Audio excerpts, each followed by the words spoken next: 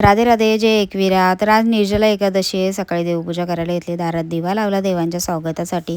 भीमसेन एकादशी, पांडव एकादशी सुद्धा बोलतात. 5 पांडवांपैकी भीमसेन जे होते, व्यास मुनींना म्हणत होते की पितामह बंधू युधिष्ठ, आई कुंती, द्रौपदी, अर्जुन, नकुल, सहदेव इत्यादी सर्वजण एकादशी व्रतासाठी त्यांना सांगत असतात. परंतु महाराज, त्यांना मी सांगत होतो की मी ईश्वराच्या आपल्या सामर्थ्याप्रमाणे उपास करू शकतो, पण उपाशी राहू शकत नाही.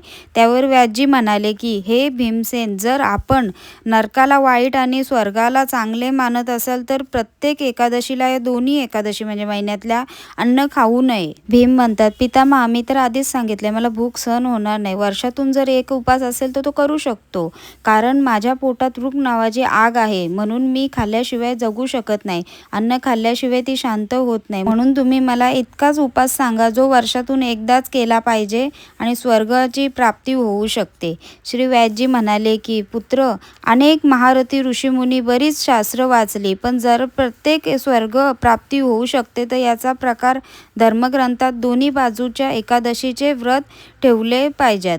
व्यासजीने हे बोलणे ऐकून भीमसेनला नरकात जायचे भय लागू लागले. भीम म्हणायला लागले, मी आता काय करू? मला काय करावं लागेल? मी एका महिन्यात 2 उपास करू शकत नाही. मी वर्षात एकच उपास करण्याचा प्रयत्न करू शकतो, म्हणून वर्षामध्ये 1 दिवस उपास करून मला मुक्ती केली जाऊ शकते. तर मग मला असा उपास सांगा. हे ऐकून व्यासजी म्हणाले की ज्येष्ठ महिन्यात शुक्ल पक्षामध्ये एकादशी येते, त्यांचे नाव निर्जला एकादशी आहे. आपण त्या एकादशीचे व्रत करणे आणि त्यामध्ये पाणी नाही पिणे किंवा कोणतेही भोजन नाही करणे, वर्षाच्या संपूर्ण एकादशीचा समान फळ मिळतो. व्यासजी म्हणाले की हे भीमसेन, देवांनी स्वतः मला हे सांगितलेले आहे. या एकादशीचे गुणत्व तीर्थक्षेत्र आणि देवी गणापेक्षा श्रेष्ठ आहे. फक्त 1 दिवस निर्जला राहून. निर्जला एकादशी बाकी महिन्यातल्या येणाऱ्या सगळ्या एकादशा तेवढाच महत्त्व आहे, पण ही एकादशी भीमसेन यांना सांगितलेली आहे की आता पण आपण पण कोणीही धरू शकतो ज्याला धरायची असेल. वर्षातल्या सगळ्या एकादशा धरून ही पण एकादशी धरायची.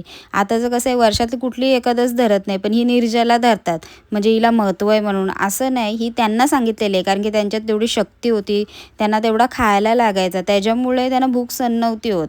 त्याच्यामुळे त्यांना ही एकादशी दिली की तुम्ही ही एकादशी निर्जला अशी धरू शकता. पण आता आपण कसं आहे, वर्षभरात कोणच धरत नाही एकादश. ही एकादश महत्त्वाची आहे म्हणून धरतात, असं नाही, सगळ्या एकादशी महत्त्वाच्या आहेत. एकादशी उपास म्हणजे सर्वात श्रेष्ठ उपास मानला जातो, कारण की श्री हरिनारायणाला एकादशी अतिशय प्रिय आहे आणि एकादशी जोही करतो तो भगवान श्रीकृष्णांना प्राप्त होतो. भगवंताची आराधना, नामस्मरण करून हा उपास करावा. चला मग, राधे राधे.